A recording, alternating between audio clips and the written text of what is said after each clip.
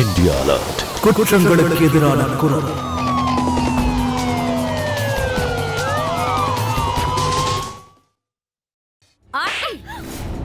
நீ நீ குடிச்சிருக்கியா? ஏண்டி இந்த மாதிரி இந்த வீட்ல நடந்துக்கிற? ஒரு விஷயம் காது கொடுத்து நல்லா கேட்டுக்கோமா. நான் இந்த காலத்தோட பொண்ணு. என்னால அடக்கமாலாம் இருக்க முடியாது. எனக்கு ஃப்ரீடம் வேணும். அது மட்டும் இல்ல, எனக்கு நீ சப்போர்ட் பண்ணி தான் ஆகணும். நாளைக்கே நாங்க ரெண்டு பேரும் போய் சேர்ந்துட்டா தனியா நீ என்னடி பண்ணுவ? யார் கூட குடும்பம் நடத்துவ? ஜாவித் இருக்கால, நான் அவன் கூட வாழ்ந்துப்பேன். எந்த அளவுக்கு எங்க மான மரியாதையை வாங்கணுமோ அந்த அளவுக்கு வாங்கிட்ட நீ. இதோட நிறுத்திக்கமா. எனக்கு என்ன தோணுதோ நான் அதை தான் பண்ணுவேன். யாரு என்ன வேணா நினைச்சு போட்டோம். நான் எங்க இருந்தாலும் இப்படிதான் பண்ணுவேன். யாரு என்ன சொல்ல போறா?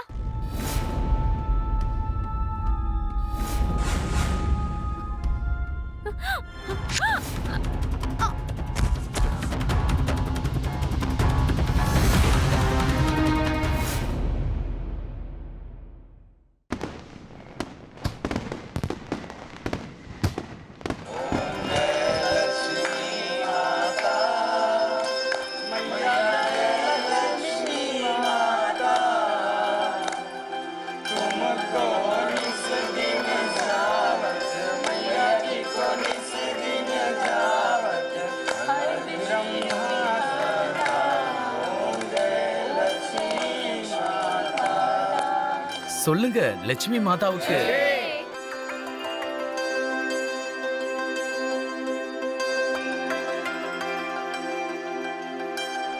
ரொம்ப பிரமாதம்க்கா. சிறப்பான லட்சுமி பூஜையை ஏற்பாடு பண்ணிருக்கீங்க. ஆனா ஆர்த்தி ஏன் பூஜையில கலந்துக்கல? ஆர்த்தியா? அவளை நாங்க வெளிய பிரசாதம் வாங்குறதுக்காக அனுப்பியிருக்கோம். அப்படியா? தெரியல ஏன் லேட் ஆகுதுன்னு.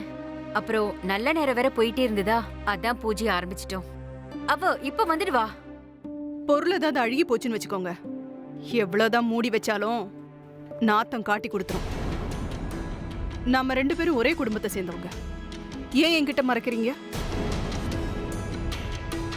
எல்லாம் எனக்கு தெரியும். வாழ்க்கையில ஒரு கரை பட்டுருச்சுன்னா அது அவ்வளவு சீக்கிரம் போகாது. இளம் வயசுல வேகம் அவ்வளவு சீக்கிரம் அடங்காது. இன்னும் டைம் இருக்கு.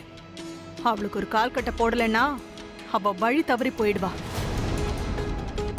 பாத்தீங்களா, வீட்ல பூஜை இருக்கு, ஆனா பொண்ணு எங்க போனான்னு தெரியல. ஏய் மது, எதுக்கு ஆர்த்தியை பத்தி இவ்வளவு கவலைப்படுற? அவளை பெத்தவங்க நாங்க இருக்கல கவலைப்படுறதுக்கு.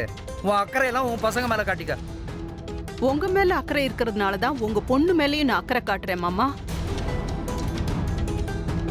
ஏதோ விதிப்படி நாங்களும் இந்த குடும்பத்துல சேர்ந்துட்டோம், அதனாலதான் அக்கறை காட்டுறேன்.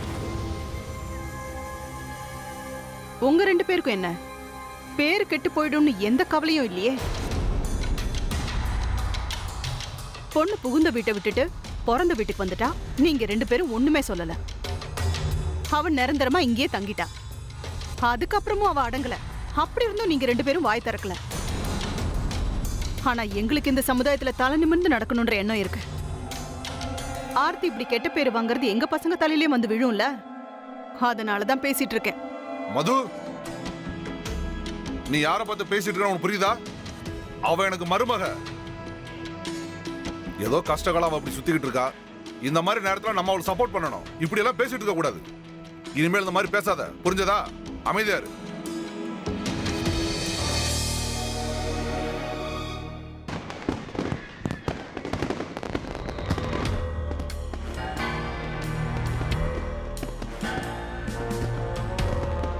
நான் 2 லட்சம் கட்டுறேன். நானும் 2 லட்சம் கட்டுறேன். இது என் பங்கு. இந்தாங்க என்னோட 2 லட்சம்.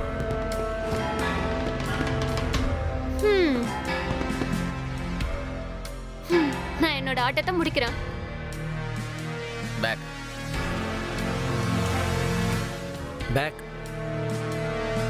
பேக். ஸோ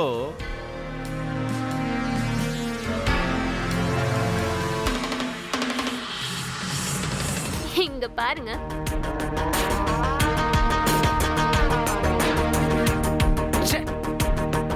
என் டைமே சரியில்லை. சமாளிச்சு தான் ஆகணும். ஒவ்வொரு தடவை நீ தான் ஜெயிக்கிற. ஒரு விஷயம் சொல்லட்டுமா, அது உன்னை தோக்கடிக்கிறது கஷ்டம் இல்லை, முடியாத காரியம்.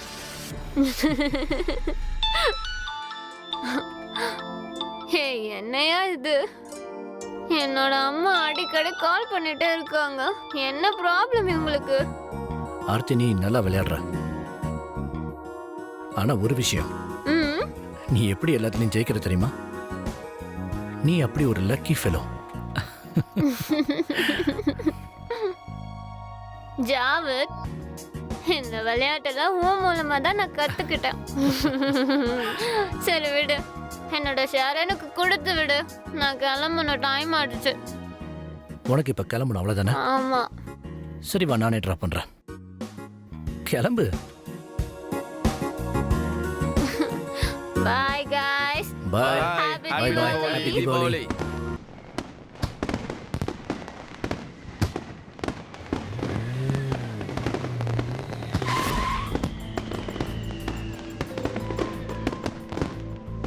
ஞாபகம் இருக்குல்ல, நாளைக்கு நம்மளுக்கு முக்கியமான ஒருத்தங்களோட மீட்டிங் இருக்கு.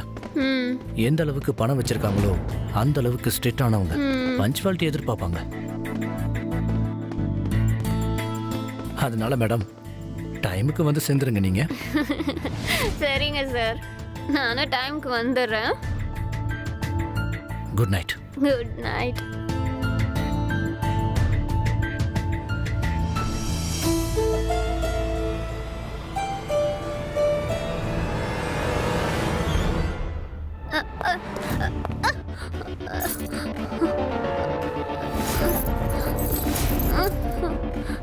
எங்கேயும் வச்சாங்க.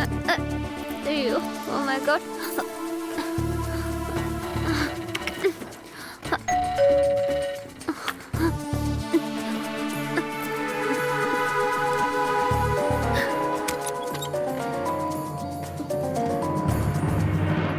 இதுதான் வீட்டுக்கு வர டைமா?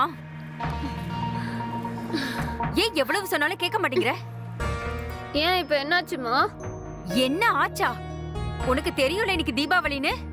வீட்ல லட்சுமி பூஜை வச்சிருந்தேன். ஆனா வீட்ல இருக்க வேண்டிய பொண்ணு நாள் பூரா ஆளையே காணோம். நல்லா இருக்கு. சரி எழுந்துரு, வா வந்து சாமி கும்பிடு. நீங்க போய் கும்பிடுங்கம்மா, நான் வரல. எழுந்து சொல்றேன்ல, வா வந்து சாமி கும்பிடு.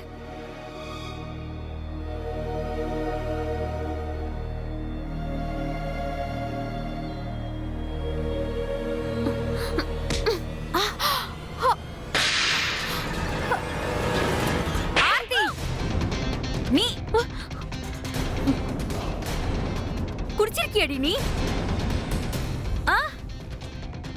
ஏண்டி ஏண்டி இந்த மாதிரி பண்ணிட்டு வந்து நிக்கிற? கொஞ்சம் கூட உனக்கு உடம்புல பயமே இல்லையாடி? எல்லாம் இருக்கு, உங்க மேல மரியாதையும் இருக்கு. அதனாலதான் நீங்க வாங்கி கொடுத்த ட்ரெஸ் போட்டுட்டு இருக்க. ப்ளீஸ் கொஞ்சம் படிச்சவங்க மாதிரி நடந்துக்கோங்க. என்ன அட்வைஸ் பண்ணி கொல்லாதீங்க ப்ளீஸ். என்ன விடுங்க. அப்போ நீ படிச்சவ தானே? நீ பண்ணது மட்டும் சரியா? தீபாவளின்னு கூட பார்க்காம இப்படி குடிச்சிட்டு வந்து நிக்கிற, அதுவும் பையன் கூட இப்படி லேட் நைட்ல வந்து நிக்கிற. அதுக்கு என்ன இப்போ? நீங்க தான் குடும்பம் அந்தஸ்து நல்ல மாப்பிள்ளைக்கு கட்டி வச்சீங்களே, எல்லாம் என்னாச்சு? உங்க பொண்ணு இன்னைக்கு புகுந்த வீட்டுல இல்ல, பிறந்த வீட்டுல தான் இருக்கா. ஏன்னா அவங்களாம் உங்கள மாதிரியே தான் இத பண்ணாத அத பண்ணாத அப்படி இப்படின்னு டார்ச்சர் பண்றாங்க. ஒரு விஷயம் நல்லா காது கொடுத்து கேளுங்கம்மா. நான் இந்த காலத்து பொண்ணு, என்னால அடக்கமெல்லாம் இருக்க முடியாது. எனக்கு என்ன தோணுதோ நான் அதை தான் செய்வேன். உங்களால என்ன பண்ண முடியுமா பண்ணிக்கோங்க, போங்க. இப்ப என்ன விடுங்க. உன் வாழ்க்கையை நீயே கெடுத்துக்கிட்டு இருக்கடி. உன் இஷ்டப்படி வாழணும்னு உன் புகுந்த வீட்டையே விட்டுட்டு இங்க வந்திருக்க. உன் மாமியார் வீட்ல இருந்து இது வரைக்கும் யாரும் போன் பண்ணவே இல்ல. உன் புருஷன் கூட இது வரைக்கும் போன் பண்ணது இல்ல. எல்லா பிரச்சனைக்கும் காரணம் நீதான், நீ மட்டும்தான். சரி, என்ன மன்னிச்சிடுங்கம்மா. தள்ளி போங்க.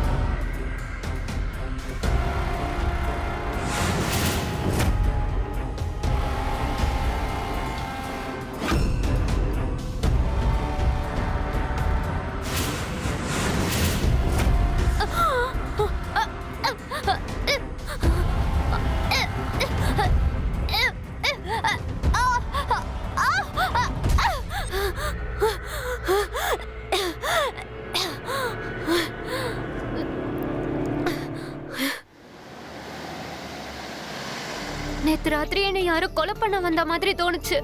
யாரா இருக்கும்?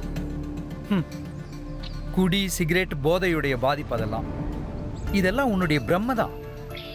இங்க பாரு, இன்னும் டைம் இருக்கு.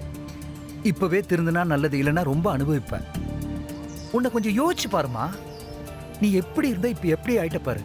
உன்னுடைய தப்பான ஃப்ரெண்ட்ஸுங்களுடைய சாயல் உன் முகத்துல நல்லா தெரியுது. எல்லாம் உருப்படாத கேசுங்க தான். இதுக்கெல்லாம் காரணம் நீதான். பணத்தை கொடுத்துக்கிட்டே இரு.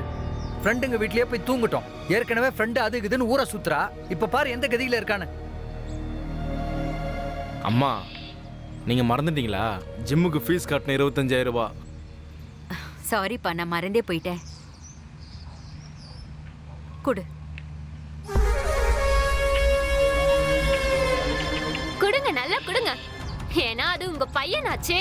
அவனுக்கு கொடுக்க மட்டும் உங்ககிட்ட பணம் இருக்கும். நான் கேட்டா இருக்காது. திட்டுறதுக்கு மட்டும் தான் நான் வேணும். உங்களால நான் பிசினஸ்க்காக வெளியே தான் கடன் வாங்க வேண்டியதா இருக்கு. ஆனா உங்க பொண்ணு மேல உங்களுக்கே நம்பிக்கை இல்ல.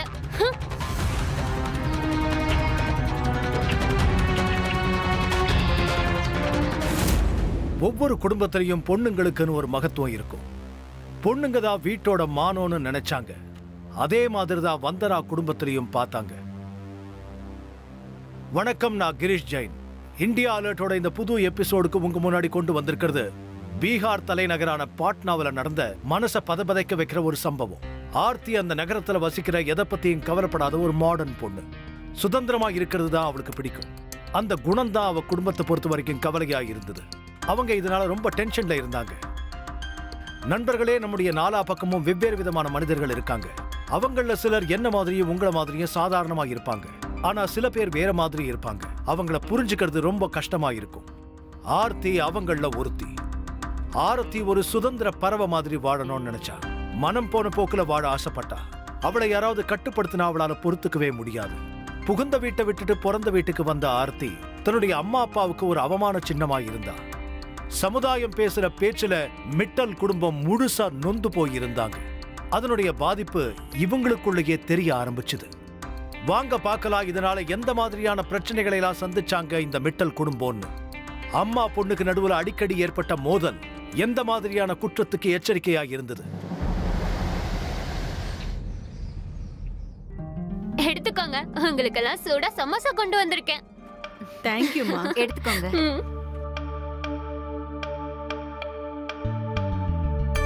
சான்ஸே இல்ல அண்ணி.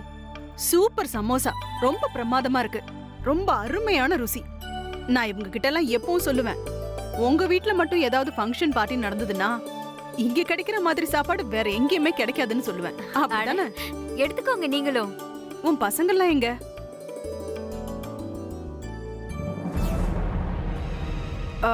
அது பாருங்க அண்ணி, உங்க பையன் டெய்லி ஜிம்முக்கு போறாருல? என் பையன் பல்தேவும் அவன் கூட தான் போறான். உங்க பையன் இருக்காரே, சுத்த தங்கம். அப்புறம் ஆர்த்தி இன்னைக்கும் வீட்ல இல்லையா? இங்க பாருங்க வந்தனா, தப்பா எடுத்துக்காத. அது என்னன்னா ஆர்த்தி இப்பெல்லாம் ரொம்ப அட்வான்ஸா போயிட்டு இருக்கா. என் வாயால சொல்லக்கூடாது, ஆனா அவ நேத்து ஒரு பையன் கூட நின்னு சிகரெட் பிடிச்சிட்டு இருந்ததை பார்த்த. நானும் ஒரு விஷயம் சொல்லணும். அதாவது நம்ம வீட்ல இந்த குடிக்கிறது, கெட்ட பசங்க சகவாசம் இதெல்லாம் இருக்கக்கூடாது. என்ன வேணா சொல்லு, ஆனா எனக்கு வந்தனாவை பார்த்தா ரொம்ப கஷ்டமா இருக்கு. சின்ன வயசு வேற, நடவடிக்கைலாம் பார்த்தா சரிப்பட்டு வரல. அப்புறம் டிவோர்ஸ் ஆச்சுன்னா நம்மளால எதுவுமே பண்ண முடியாது. அதான் சொல்றேன்.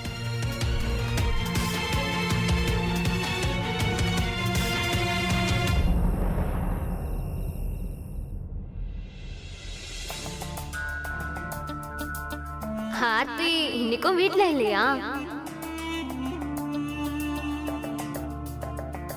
ஆனா ஆர்த்தி இன்னும் அட்வான்ஸா போயிட்டு இருக்கா. நான் நேத்து கூட அவள ஒரு பையன் கூட நின்னு சிகரெட் பிடிச்சிட்டு இருக்கிறத பார்த்தேன். வந்தனாவை பார்த்தா ரொம்ப பாவமா இருக்கு. ரொம்ப சின்ன வயசும் கூட, வயத்துல கல்ல கட்டிட்டு இருக்க மாதிரி இருக்கும். அப்புறம் டிவோர்ஸ்லாம் ஆச்சுன்னா அவளை சொல்றதுக்கு ஒண்ணும் இல்லை.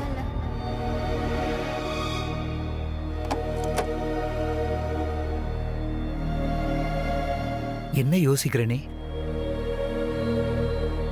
வேற என்ன யோசிக்க போறேன், எல்லாம் ஆர்த்திய பத்தி தான். ஒரு தடவை பேசி அவளுக்கு புரிய வைப்போங்க, டைவர்ஸ் வேணான்னு சொல்லி. ஒத்துக்குவாளா? அக்கம் பக்கத்துல இருக்கிறவங்க பேசுறத கேட்டு என்னால தாங்க முடியலங்க. இவ வேற வர வர மோசமாயிட்டே போறா. அதான் எனக்கு ஒரே யோசனையா இருக்கு. சூரஜ் கிட்ட ஒரு தடவை சமாதானமா பேசி பார்க்கலான்னு. நாம இவங்க 2 பேரும் சேர்த்து வைக்கணுங்க. அதுக்கப்புறம் ஆர்த்தி தன்னால திருந்திடுவா அப்படின்னு நீ நினைச்சிட்டு இருக்க. உன் பொண்ணை பார்த்தா அப்படி தோணல. என்னைக்கு புருஷன் வீட்டை விட்டு வெளியில வந்தாலும் அன்னைக்கே டைவர்ஸ் அப்ளை பண்ணிட்டா. அது உனக்கு தெரியலையா? நம்ம கிட்ட டெய்லி பேசுறாளோ இல்லையோ, வக்கீல் கிட்ட பேசுறத மறக்கிறதே இல்ல. அவளே அவ வாழ்க்கையை கெடுத்துக்கும் போது நம்மளால என்ன பண்ண முடியும் சொல்லு? எனக்கு அவளை நினைச்சா ஒரே கவலையா இருக்குங்க. அப்புறம் அவ இப்படி ஒரு வாழ்க்கையை வாழ்ந்துகிட்டு இருக்காளே, அதனால அவளுக்கும் சரி நமக்கும் சரி நிலைமை ரொம்ப மோசமாகுமே தவிர வேற எதுவும் ஆகாது. இப்ப ஒரே ஒரு வழிதான் இருக்கு. ஜோசியரை கூப்பிட்டு ஆர்த்திக்கு இன்னொரு கல்யாணத்தை பண்ணி வைக்கணும். எந்த பையனா இருந்தாலும் பரவாயில்லன்னு சொல்லு. டிவோர்ஸி விடோயர் யாரா இருந்தாலும் பரவாயில்ல. எப்ப அவளுக்கு டைவர்ஸ் கிடைக்குதோ உடனே அவனுக்கு கல்யாணம் பண்ணி வச்சிடலாம். இல்லனா உன்னுடைய பொண்ணு நம்மள எல்லாரையும் நடுத்தெருவு கொண்டாடாம விட மாட்டான்.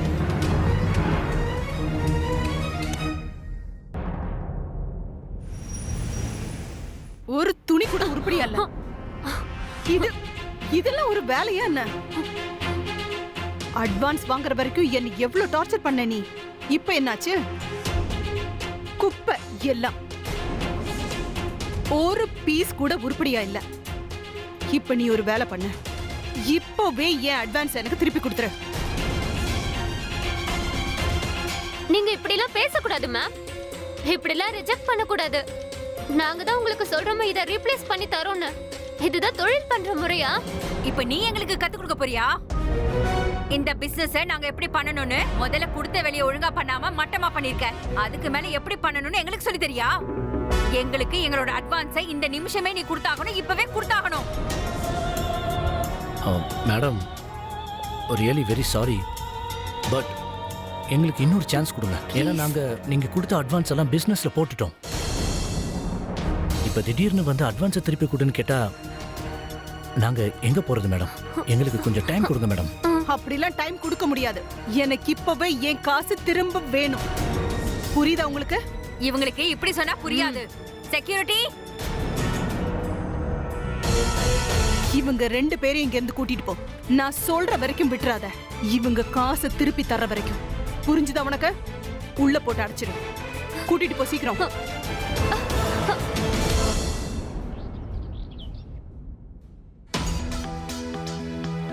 இவ்வளவு நாள் கவர்மெண்ட் ஹாஸ்பிட்டல் வேலை பார்த்துக்கிட்டு இருந்தீங்க. அப்புறம் ரிட்டையர் ஆனதுக்கு அப்புறம் பிரைவேட் ஹாஸ்பிட்டல்ல போய் வேலை பார்த்தீங்க. இன்னும் எவ்வளவு நாளைக்கு தான் பணத்துக்கு பின்னாடியே நீங்க ஓடிட்டு இருக்க போறீங்க? நமக்கு தேவையான அளவுக்கு தான் நம்ம கிட்ட பணம் இருக்குல்லங்க. அப்புறம் இன்னும் எத்தனை நாளைக்கு வேலை வேலைன்னு ஓட போறீங்க? ஒரு விஷயம் சொல்லுங்க, வீட்டை பாத்துக்க வேண்டிய பொறுப்பு என்னோடது தானே? அப்ப என்கிட்ட விட்டுருங்க. அத நான் எல்லாத்தையும் பாத்துக்கிறேன். அப்புறம் நீங்க நாளைக்கு போய் டாக்டர் சர்மாவை பார்த்து நான் வேலையை விட போறேன்னு சொல்லிடுங்க. வேற ஆளை பாத்துக்க சொல்லுங்க. அப்படி உங்களால சொல்ல முடியலனா என்கிட்ட சொல்லுங்க, நான் பேசிக்கிறேன்.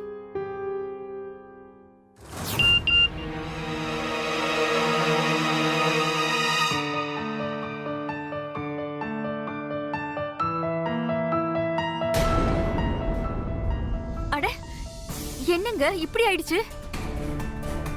நாம சேர்த்து வச்ச பணத்தை எல்லாம் எஃப்டில போட்டு வச்சிருந்தோம்ல, அந்த எஃப்டியை யாரோ பிரிச்சிருக்காங்க. வேற யாரு பிரிச்சிருக்க போறாங்க? நீதான் ஒருத்தி எஃப்டி அக்கவுண்ட்ல ஜாயிண்ட் ஹோல்டர் ஆக்குனீங்க. எடுக்கிறதுக்கு முன்னாடி சொல்றதே இல்லையே. அட கடவுளே, இந்த பொண்ணு நம்மள எங்க கொண்டு போய் நிறுத்த போறாளோ? இந்த பணத்தை நம்ம சோகனோட கல்யாணத்துக்காக வச்சிருந்தாங்க, அவன் பொண்டாட்டிக்கு நகை செஞ்சு போடுறதுக்கு. ஆனா எல்லா பணத்தையுமே எடுத்துட்டாளுங்க.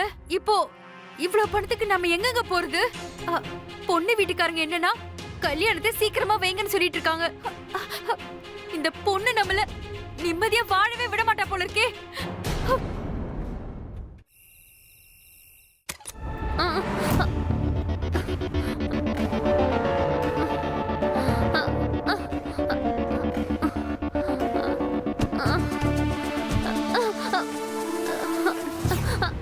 ஏண்டி எஃப்டியை பிரிச்ச? உன் பணமா அது? அப்புறம் ஏண்டி எஃப்டியை பிரிச்ச? இப்படி எல்லாம் மேக்கப் பண்ணிக்கிறியே அதெல்லாம் உன் படத்துல பண்ணிக்கோடி. இப்படி பெத்தவங்க கஷ்டப்பட்டு சேர்த்த படத்துல பண்ணாதடி. அவசர தேவை இல்லாம இருந்திருந்தா நான் உங்க பணத்தை தொட்டிருக்க மாட்டேன். எனக்கு ரொம்ப அர்ஜென்ட்டா தேவைப்பட்டது. நான் கேட்டிருந்தா மட்டும் கொடுத்திருப்பீங்களா? நீங்க கொடுத்திருக்க மாட்டீங்கல்ல. என் கிளைண்ட் கிட்ட இருந்து பணம் வந்த உடனே நான் உனக்கு கொடுத்துறேன். அதுவும் இன்ட்ரெஸ்ட் போட்டு கொடுக்குறேன். இந்த கதையெல்லாம் வேற யார்கிட்டயாவது போய் சொல்லு. உனக்கு என்ன தோணுது? எங்களுக்கு எதுவும் தெரியாதுன்னா நீ அந்த காசை என்ன பண்ணிருப்பேன்னு? உன்னோட குடி சிகரெட் இது மாதிரி விஷயத்துக்கு தானே நீ செலவு பண்ண. அந்த பையன் கூட சேர்ந்து எல்லா பணத்தையும் செலவழிச்சிட்டு வர. எங்களுக்கு எதுவும் தெரிய வேண்டாம். எங்களுக்கு நாளைக்குள்ள எல்லா பணமும் திரும்ப வந்தாகணும். முதல்ல அது உனக்கு சொந்தமான பணமே இல்ல. அது சோகனுக்கு பார்த்த பொண்ணுக்கு நகை பண்ண வேண்டிய பணம். சோகன் பிசினஸ் ஆரம்பிக்க வேண்டிய பணம். வாய்க்கு வந்தபடி எல்லாம் பேசாதம்மா. நான் தான் சொல்றேன்ல, கிளைண்ட் பணத்தை கொடுத்த உடனே நான் உனக்கு கொடுத்துறேன்னு, அதுவும் வட்டியோட. இப்ப அவள பணம் என்கிட்ட இல்லம்மா. இந்த சின்ன விஷயத்துக்கு இப்படி புலம்பிட்டு இருக்க. அது பண்றதெல்லாம் பண்ணிட்டு என்ன பேச்சிட்டே பேசிட்டு இருக்க? யாராவது அம்மா கிட்ட இப்படி பேசுவாங்களாடி? உனக்காக நான் ஊர்க்காரங்க கிட்ட எல்லாம் சண்டை போட்டுட்டு இருக்கேன். புகுந்த வீட்டுல சண்டை போட்டுட்டு இங்க வந்து உட்கார்ந்திருக்க. உனக்கு ஏதாவது புரியுதாடி மத்தவங்க உன்னை எப்படி பாக்குறாங்கன்னு? அப்ப எல்லாத்துக்கும் நான் தான் காரணமா? நான் தான் எல்லாத்தையும் வேணும்னே பண்றேன். நான் தான் அப்பா கிட்ட கேட்டேனா எனக்கு கல்யாணம் வேணும்னு? அப்பா என்னோட ஒப்பீனியன் கேட்டாரா? கேக்கலல்ல.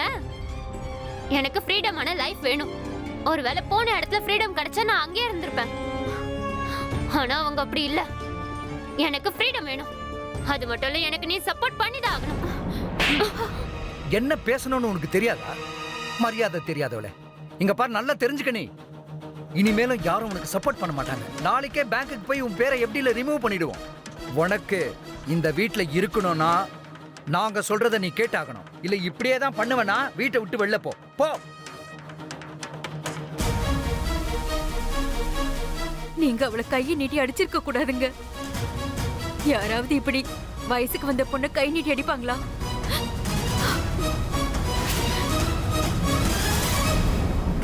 தன்னோட தேவைகளுக்காக ஆர்த்தி இப்படி பொறுப்பில்லாம மாறிட்டா.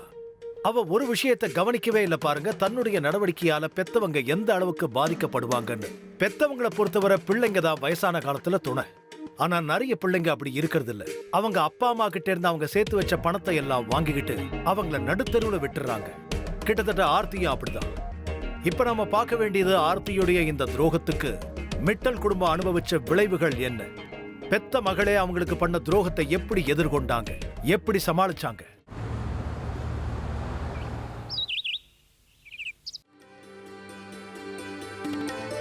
அடுத்த மாசம் 7ஆம் தேதி முகூர்த்தம் ரொம்ப நல்லா இருக்கு. பொண்ணு மாப்பிள்ளையோட ஜாதக கணக்குப்படி அன்னைக்கு நாள் நட்சத்திரம் ரொம்ப நல்லா இருக்கு. இதை விட ஒரு நல்ல முகூர்த்தம் இந்த வருஷத்திலேயே கிடையாது. அதனால 7ஆம் தேதி கல்யாணத்தை வச்சுக்கிறது ரொம்ப நல்லது. ஆனா கல்யாணம் ஏற்பாடு பண்றதுக்கு டைம் ரொம்ப கம்மியா இருக்கு. சரியா சொன்னாங்க சம்பந்தி அம்மா. அதுக்கு முன்னாடி சொந்தக்காரங்களுக்கு கொடுக்க பத்திரிக்கை ரெடி பண்ணோம். அது மட்டும் இல்லாம ஏகப்பட்ட வேலை கிடக்குதே. மாமா, நீங்க எதுக்கு டென்ஷன் ஆகுறீங்க? எல்லாத்தையும் நான் பாத்துக்கிறேன். இன்னைக்கே கார்டை பிரிண்டிங் கொடுத்துறேன். அப்ப உங்களுக்கு தேவைன்னா கார்டு ரெடி பண்ணி தரேன். இது பரம நீத்து, நாளைக்கு எங்க கூட வர வேண்டி இருக்கும். ஆசாரிய போய் பார்க்கலாம். உன்னோட சைஸுக்கு நகையில ரெடி பண்ணணும்ல. 4 வேற ரொம்ப கம்மியா இருக்கு.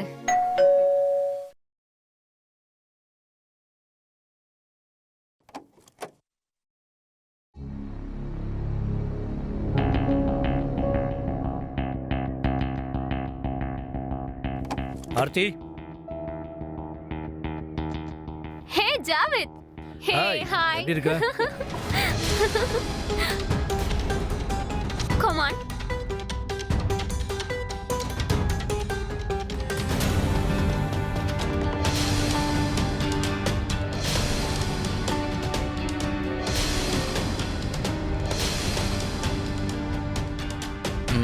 இதை பாருங்க, நாங்க எங்களோட பொண்ணை ஒரு நல்ல குடும்பத்துக்கு கட்டி கொடுக்கணும்னு ஆசைப்படுறோம். அங்க அவ சந்தோஷமா இருக்கணும். ஆனா இங்க நடக்கிறதெல்லாம் வச்சு பார்க்கும்போது என் பொண்ணால இங்க சந்தோஷமா இருக்க முடியான்னு தோணுது. எங்களுக்கு இந்த சம்பந்தத்துல விருப்பம் இல்ல. நாங்க கிளம்புறோம்.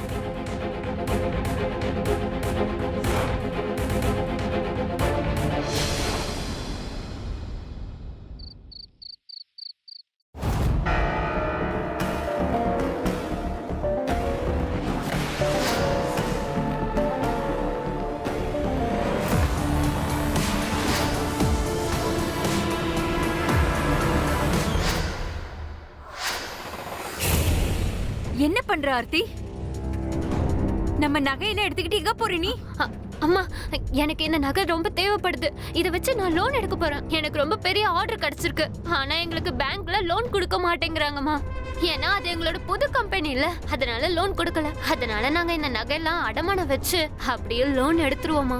அப்புறம் பேமெண்ட் வந்தானே உனக்கு நான் திருப்பி கொடுக்கறேம்மா. புத்தி கித்தி ஏதாவது கிட்ட போச்சாடி உனக்கு? இது நம்மளோட பரம்பரை நகைங்க. இதுல உன் தம்பி சோகனுக்கு உரிமை இருக்கு. உனக்கு எவ்வளவு தைரியம் இதை தொடர்றதுக்கு? 2 மாசத்துல திருப்பி கொடுத்துறேம்மா. நான் தான் சொல்றேன்ல, பேமெண்ட் வந்தோடனே நான் உனக்கு திருப்பி கொடுக்கறேன்னு. எப்படியோ இது வீட்ல சும்மா தானே இருக்க போகுது. அப்படியே பேங்க்ல வச்சு லோனும் கிடைச்சிரும், எங்களுக்கு ஆர்டரும் கிடைச்சிருமா. போதும், ரொம்ப ஓவரா போயிட்டு இருக்க நீ. டெய்லி ஏதாவது ஒரு காரணம் சொல்லி காசை கேட்டுட்டு இருக்க. நல்லா கேட்டுக்க, எங்க பேரை எந்த அளவு கெடுக்க முடியுமோ அந்த அளவு நல்லா கெடுத்துட்டேன். போதும், நிறுத்திக்கம்மா. தயவு செஞ்சு இதோட நிறுத்திக்க. உனக்காக மாப்பிள்ளை பார்க்க போறோம். கூடிய சீக்கிரம் உனக்கு கல்யாணம் நடக்க போகுது. அதுக்கப்புறம் உன் புருஷன் வீட்டுக்கு நீ போய் ஆகணும். அங்க போய் உன் நாடகத்தெல்லாம் நடிச்சு காட்டிக்க. இங்க வந்து நாடக கிடகெல்லாம் போடாத, ஏற்கனவே போட்டாச்சு. போதுண்டா தாயே. கல்யாணம் பண்ணி வைப்பீங்களா? அதுவும் என்கிட்ட கேட்காமலே. நான் தான் உங்ககிட்ட சொன்னேன்ல, எனக்கு இந்த கல்யாணத்துல எல்லாம் இன்ட்ரெஸ்ட் இல்லைன்னு. நான் அதெல்லாம் பண்ணிக்க முடியாது. இங்க பாரு, இப்ப உனக்கு அப்படிதான் தோணும். ஆனா நீ யோசிச்சு பாரு, நாளைக்கு எங்களுக்கு ஏதாவது ஆயிடுச்சுன்னா நீ என்ன பண்ணுவ? யார் கூட வாழ்வன்னு சொல்லு. எனக்கு தான் ஜாவித் இருக்கானே. எனக்கும் அவனுக்கும் இருக்கிற ரிலேஷன்ஷிப்ல எக்ஸ்பெக்டேஷன்ஸும் இல்ல, டிமாண்ட்ஸும் இல்ல. அவன் என்ன ரொம்ப லவ் பண்றான். நான் அவன் கூட இருந்துப்பேன். என்னை பத்தி கவலைப்பட வேண்டிய அவசியம் உங்களுக்கு கிடையாது.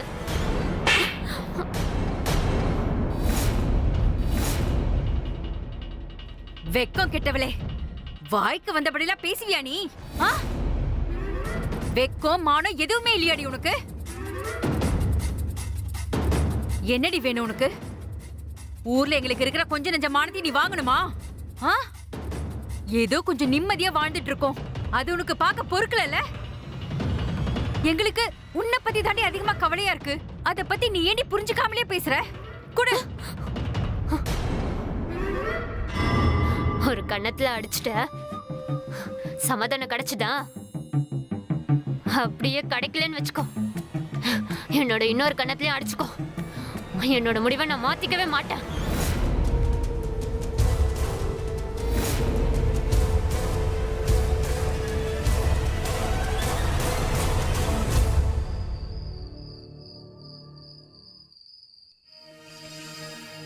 இப்ப சொல்லு ஆர்த்தி, இந்த ராத்திரியில வர வேண்டிய அவசியம் என்ன? ஜாவித், நான் என்னோட வீட்ல இருக்க நகையை திருடலான்னு பார்த்தேன். ஆனா எங்க அம்மா பார்த்துட்டா. இப்ப நம்மளால ஆர்டர் எடுக்க முடியாது. ஆர்டர் எடுக்க முடியாதா? அப்படின்னா பைத்தியமா உனக்கு? எவ்வளவு பெரிய ஆர்டர் இது, அதுவும் ஃபாரின் கம்பெனி இது. ஹேய், அதெல்லாம் கிடைக்கிறது ரொம்ப கஷ்டம்.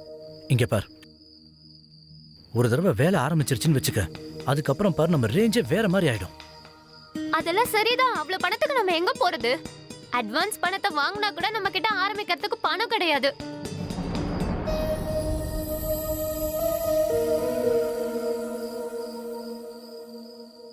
ஆர்த்தி, ஒரு வழி இருக்கு. என்ன? பெட்டிங். அப்படின்னா வேர்ல்டு கப் நடந்துட்டு இருக்குல்ல, நம்ம பெட்டிங் வச்சு சம்பாதிக்கலாம். என்கிட்ட ஒரு கான்ட்ராக்ட் இருக்கு.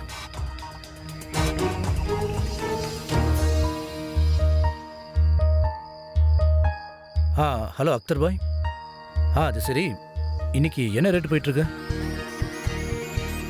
அப்போ ஒரு வேலை பண்ணுங்க, ஏன் சார்பா 10 ஃபிக்ஸ் பண்ணிக்கோங்க.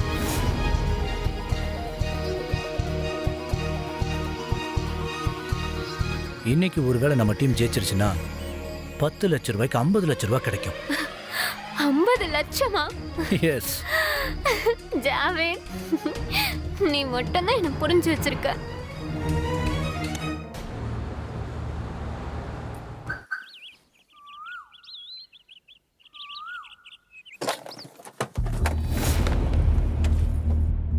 உன் பேர் தானே மிட்டல்?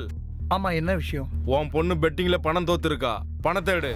என் பொண்ணு பெட்டிங்ல தோத்துருக்கானா அவகிட்ட போய் கேளு. என்கிட்ட எது கேக்குற தம்பி? ஏய், ஓவரா பேசுறான்டா. அப்புறம் ஏன்டா பாத்துக்கிட்டு இருக்கீங்க? அட்ரா அவனை. என்ன பேசுறான்?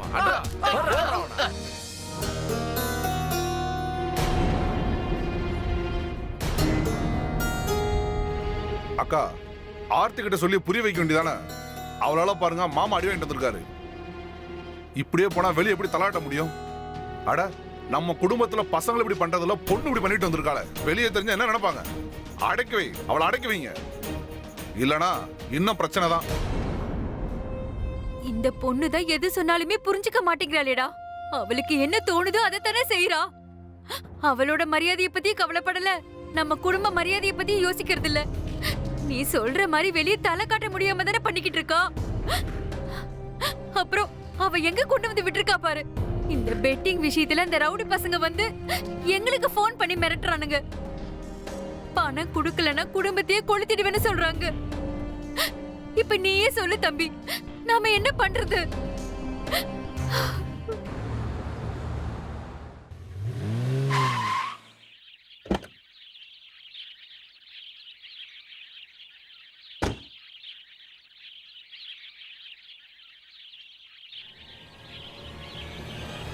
ஹே ஆர்த்தி, உன்னை விட்டு என்னால் பிரிஞ்சிருக்கவே முடியல.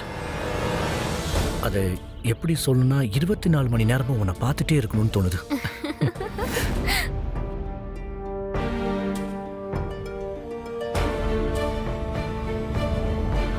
இங்க என்ன நடக்குது? சீ! உன்னை பார்த்தாவே அருவருப்பா இருக்கு. ஏன்டி இப்படி எல்லாம் பண்ற?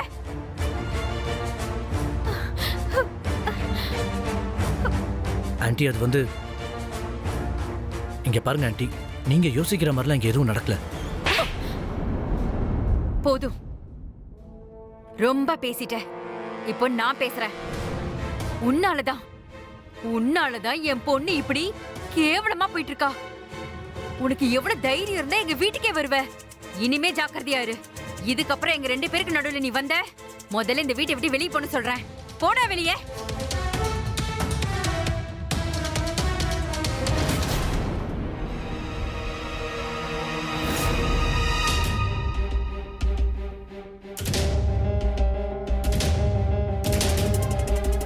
இது வரைக்கும் நீ என்னெல்லாம் பண்ணிக்கிட்டு இருந்தியோ அதெல்லாம் வீட்டுக்கு வெளியே பண்ணிட்டு இருந்த. இப்போ உனக்குன்னு மிச்சம் இருந்த மரியாதையே கெடுத்துக்கிட்ட. எவனோ முன்பின் தெரியாத ஆம்பளை கூட, அதுவும் வீட்டுக்குள்ள. வீட்டை லாட்ஜா மாத்த பாக்குறியடி. சீ! குடி சிகரெட் பத்தாதுன்னு இப்ப சூதாட்ட விளையாட்டுக்கு போயிட்டியா நீ? அந்த சூதாட்ட விளையாட்டுனால உங்க அப்பாவை எத்தனை பேர் அடிச்சாங்கன்னு உனக்கு தெரியுமாடி? இப்பதான் அவர் ஹாஸ்பிட்டல்ல இருந்து டிஸ்சார்ஜ் ஆகி 2 வாரம் கூட ஆகல, ஆனா நீ அதுக்குள்ள ஆரம்பிச்சிட்டியா? நாங்க இப்ப உயிரோட இருக்கிறது உனக்கு பிடிக்கலையா? எங்களை நீ சாக அடிச்சுட்டு அடங்குவியா? அதுவும் நாளாக நீ ரொம்ப மோசமா தாண்டி போயிட்டு இருக்க. அதுவும் இத மட்டும் தாண்டி நான் பார்க்காம இருந்தேன். அடியே, வெக்கம் மானம் ஏதாவது இருக்காடி உனக்கு? நீ ரொம்ப கத்தாத. நீ முதல்ல எனக்கு என்ன பண்ண? நான் தான் முதல்ல கேட்டல உன்கிட்ட. நீ கொடுத்தியா என்ன? அதனாலதான் சூதாட்டத்துல இறங்குன. ஆனா உன்னோட செல்ல பையன் சோ கேட்டு இருந்தா மட்டும் நீ உடனடியே எடுத்து கொடுத்திருப்ப. சோகன் பேரை நீ தயவு பண்ணி எடுக்காத. அவ வாழ்க்கையை கெடுக்கிறதுக்காக தான் பிறந்திருக்க நீ. உன்னால தாண்டி அவனுக்கு வந்து சம்பந்தமும் போச்சு. அது மட்டும் இல்லாம அவனுக்கு ஏதாவது புதுசா சம்பந்தம் பார்க்கலாம்னா அதுவும் கிடைக்க மாட்டேங்குது. ஏன்னா யாரும் எங்க கிட்ட சம்பந்தம் பேச தயாரா இல்ல. ஊர்ல எல்லாருமே எங்க காது பட தப்பா பேசுறாங்க. எல்லாம் உன்னோட இந்த ஒழுக்கம் கெட்ட காரியத்தினால. பொல்லாத கௌரவம். அப்புறம் இந்த போலி சமுதாயத்தை பத்தி எனக்கு கவலை இல்ல. என் இஷ்டப்படிதான் நான் வாழ்வேன். யார் வேணா என்ன வேணா நினைச்சிட்டு போட்டோம். இத பத்தி நான் முன்னாடியே கவலைப்பட்டதில்ல, இப்பயும் நான் கவலைப்பட போறதில்ல.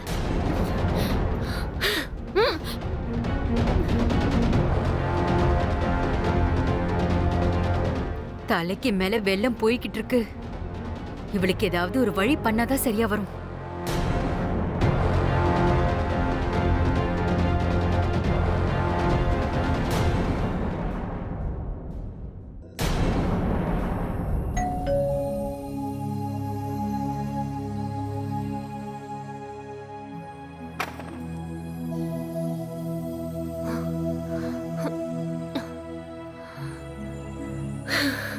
என்னம்மா ஆர்த்தி, இவ்வளவு சீக்கிரமா வந்துட்ட இன்னைக்கு? ஏன் வரக்கூடாதா? பரவாயில்லையே, இன்னைக்கு நீ குடிக்காம வந்திருக்கியே. இப்ப என்ன ப்ராப்ளம் உனக்கு? குடிச்சிட்டு வந்தா அதுக்கும் ஏதாவது சொல்ற, குடிக்காம வந்தா அதுக்கும் ஏதாவது சொல்ற. உன் பிரச்சனை தான் என்ன? இல்ல, அப்படி நான் சொல்ல வரல. என்ன சொல்ல வரேன்னா நான் உனக்காக தான் காத்துட்டு இருந்தேன். காத்துட்டு இருந்தியா? எதுக்கு? அது ஒண்ணும் இல்ல, சும்மாதான். என்னமோ தோணுச்சு எனக்கு. ரொம்ப நாள் ஆச்சே அம்மாவும் பொண்ணும் ஒன்னா உட்காந்து சாப்பிட்டு. அதனாலதான் இன்னைக்கு நானும் நீயும் ஒன்னா உட்காந்து சாப்பாடு சாப்பிடலாம். உனக்கு ஒண்ணு தெரியுமா? உனக்கு ரொம்ப பிடிச்ச பன்னீர் போட்டு குருமா பண்ணிருக்கேன். நான் சொன்னேன்னு உங்களை பண்ண சொல்லி. அப்படிலாம் இல்ல. உனக்கு பிடிக்கலன்னா நீ சாப்பிட வேண்டாம். ஆனா அதுக்காக நீ இப்படி கோச்சுக்க வேண்டாம். சரி, ஒண்ணு பண்ணலாம். காஃபி குடிக்கிறியா? உனக்கு பிடிச்ச ஃபில்டர் காஃபியே போட்டு கொடுக்குறேன். என்னம்மா விஷயம்? எனக்கு பாச பொங்கிட்டு வழியுது. ஏமா இப்படி எல்லாம் பேசுற? நான் உனக்கு அம்மா தானடி. உன் மேல எனக்கு பாசம் இருக்க கூடாதா? சரி, அப்போ ஓகே. நான் என்னோட ரூமுக்கு போறேன். நீங்க எனக்கு காஃபி எடுத்துட்டு வாங்க. சரி.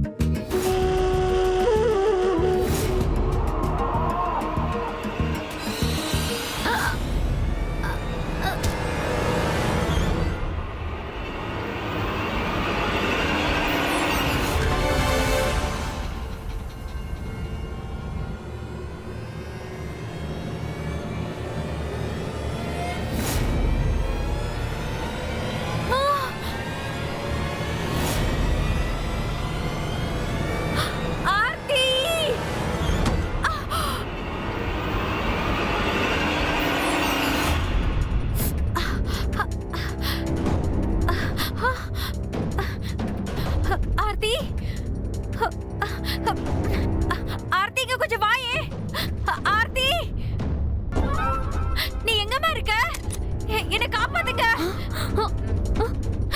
அம்மா, அம்மா, என்னமாச்சு உங்களுக்கு?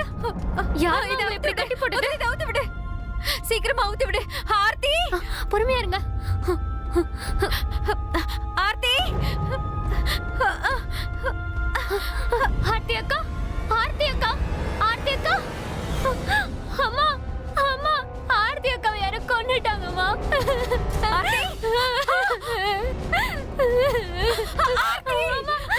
போகாதீங்க. ஆர்த்தி.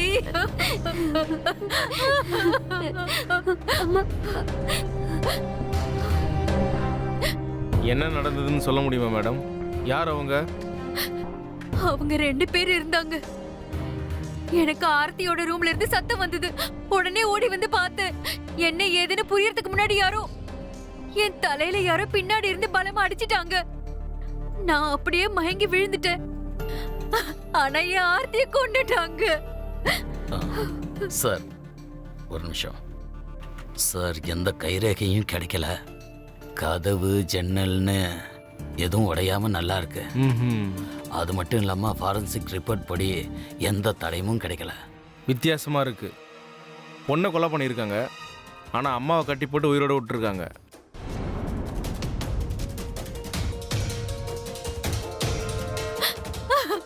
சரி, ஒரு வேலை பண்ணுங்க. அக்கம் பக்கத்தில் இருக்கிற சிசிடிவி ஃபுட்டேஜை செக் பண்ணி பாருங்க. Okay okay sir. சரிங்க மேடம், அப்புறம் என்னாச்சு? எனக்கு நினைவு திரும்பும் போதுதான் என்னோட நிலைமையே புரிஞ்சுது. யாரோ சில ஆளுங்க என்ன சேர்லயே கட்டி போட்டுட்டு போயிட்டாங்கன்னு. என்னால எதுவும் பண்ண முடியல. எங்க வீட்டுக்கு எப்போ வர வேலைக்காரி வந்ததுக்கு அப்புறம் தான் அவ வந்து கட்ட அவித்து விட்டா. ஓ, அப்படியா? அப்படின்னா கொலைகாரங்க யாரையும் நீங்க பார்க்கலன்னு சொல்ல வரீங்க? ஆமா இன்ஸ்பெக்டர் சார், நான் உங்ககிட்ட ஏற்கனவே சொன்ன மாதிரி தான். என்ன ஏதுன்னு யோசிக்கிறதுக்கு முன்னாடி, புரிஞ்சுக்கிறதுக்கு முன்னாடியே யாரோ என் தலையில பின்னாடி இருந்து பலமா அடிச்சிட்டாங்க. நான் அப்படியே மயங்கி விழுந்துட்டேன். அப்படி நீங்க சொல்றதா உண்மையா இருந்தா நாங்க சில உண்மைகளை பார்த்து அதை காமிக்கிட்டோமா? கான்ஸ்டபிள்,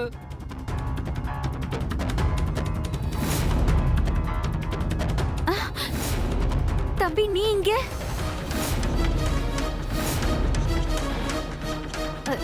நீங்க இவரை பிடிச்சு வச்சிருக்கீங்க? உங்க வீட்டுக்கு முன்னாடி ஒரு வீடு இருக்கு. அந்த வீட்டு சிசிடிவி ஃபுட்டேஜை நல்லா செக் பண்ணி பார்த்தோம். ராத்திரி சரியா 12:30 மணிக்கு உங்க வீட்டுக்கு ஒரு ஆள் வந்திருக்கான். அது வேற யாரும் இல்லை, உங்க கூட பிறந்த தம்பி அமர் தான்.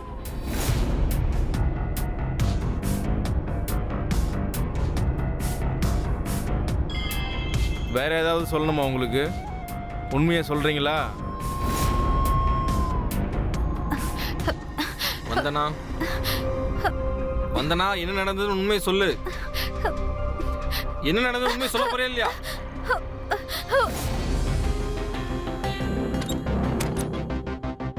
சீக்கிரமா உள்ள வா. எங்கடா நீ போன?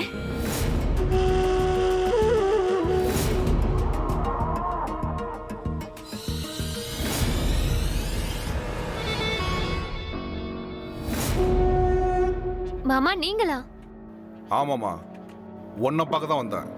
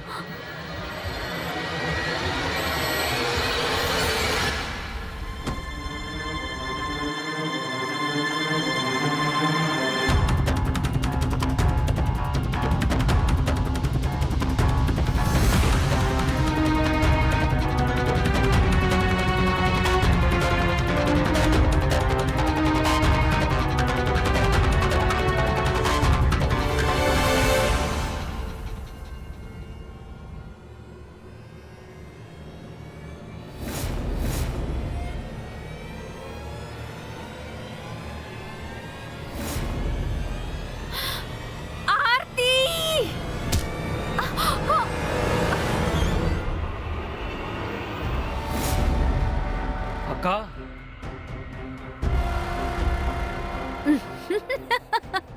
சரி, இப்ப என்ன கட்டி போட்டுரு. சரி வாங்க. ஆமா, நான் தான் குற்றவாளி. ஆனா நான் பண்ணது தப்பே இல்ல. எங்க பொண்ணு எங்க குடும்ப கௌரவத்தையே குழி தோண்டி புதைச்சிட்டா. இந்த நிலைமையில நான் என்னதான் பண்றதுன்னு சொல்லுங்க இன்ஸ்பெக்டர். தினமும் அக்கம் பக்கத்துல இருக்கிறவங்களோட பேச்சு, சமுதாயத்துல மரியாதை போச்சு. இவ்வளவு ஏன் என் வீட்டுக்காரர் கூட என்னாலதான், என் செல்லத்தாலதான் அவன் நாசமா போயிட்டான்னு சொல்லிட்டு இருந்தாரு. அப்படியே செத்து செத்து பொழைச்சிட்டு இருந்தேனா? எனக்கு என்ன பண்றதுனே புரியல. எப்படி எப்படி அவளுக்கு புரிய வைக்கிறதுனே தெரியல. நான் ரொம்ப முயற்சி பண்ணேன், ரொம்ப பொறுமையா சொல்லி பார்த்தேன், சில நேரங்களில் திட்டியும் பார்த்தேன், அடிச்சும் பார்த்துட்டேன் அவளை. ஆனா என்னன்னு தெரியல என் பொண்ணு. ஆனா அவ தன்னோட அம்மாவோட பேச்ச கேட்க தயாராவே இல்ல. நான் தோத்துட்டேன், நான் தோத்துட்டேன். பொண்ணை கொன்னது அவளுடைய தாய். இதை எங்கேயும் நம்ம கேள்விப்பட்டதே இல்லை. ஏன்னா ஒரு தாயோட மடியில தான் பிள்ளைங்க ரொம்ப பாதுகாப்பா உணர்வாங்க. ஆனா ஆரத்தியோட மரணத்துக்கு காரணம் அவளோட அம்மாவே தான். ஆரத்தியுடைய எண்ணங்கள், செயல்கள், அவளுடைய ஒவ்வொரு முடிவும் அவளோட குடும்பத்துக்கு எதிராக இருந்தது. ஆரத்தியுடைய வளர்ப்பும் கெட்ட சகவாசமும் தான் இதுக்கு காரணம். அவளுடைய குடும்பத்தோட, முக்கியமா அவங்க அம்மா வந்தனா மிட்டலுடைய கௌரவம் கெட்டு போச்சு. தன்னுடைய பொண்ணால தன் நிலைமை மோசமாகிறதுக்கு முன்னாடி, மிட்டல் குடும்பத்துடைய வாழ்க்கையை நாசமாகிறதுக்கு முன்னாடி, அதை சரி பண்றதுக்கு வந்தனா மிட்டல் தன்னுடைய பொண்ணையே கொலை பண்ற பொறுப்பை தன் தம்பி கிட்ட ஒப்படைச்சா. அப்படி இல்லாம வந்தனா மிட்டல் வேற மாதிரி யோசிச்சிருந்தாங்கன்னா, சமுதாயம் கொடுத்த அழுத்தத்துல இப்படி தப்பான முடிவை எடுக்காம இருந்திருந்தா, அவங்களும் அவங்க தம்பி அமரும் இன்னைக்கு ஜெயில் கம்பிகளுக்கு பின்னாடி இருந்திருக்க மாட்டாங்க. ஒரு அழகான குடும்பம் உடைஞ்சு போகிறதுக்கு காரணமாக இருந்திருக்க மாட்டாங்க. இத்தோட நான் கிரீஷ் ஜெயின் இந்தியா அலர்ட்டோட இந்த எபிசோட்ல இருந்து விடை பெறேன். மறுபடியும் சந்திக்கலாம் இன்னொரு உண்மை சம்பவத்தோட. அது வரைக்கும் be alert, be safe. India alert, குற்றத்துக்கு எதிரான குரல்.